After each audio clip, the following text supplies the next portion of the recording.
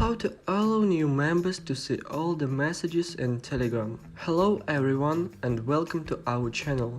In today's video, I will tell you how new members of the application Telegram see old messages in group chats. Everything is easy and simple. Watch carefully and repeat me. Open the Telegram app on your device by opening the app. Go to the group chat where you want to give permission to all participants. See old messages. Then click on the group chat name at the top of your device. On the page with information about your group, click on the pencil icon in the upper right corner from you. To open the settings, find the line Chat History and click on it.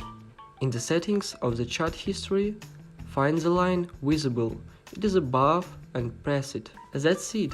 Now the participants can see the old messages in the group chat.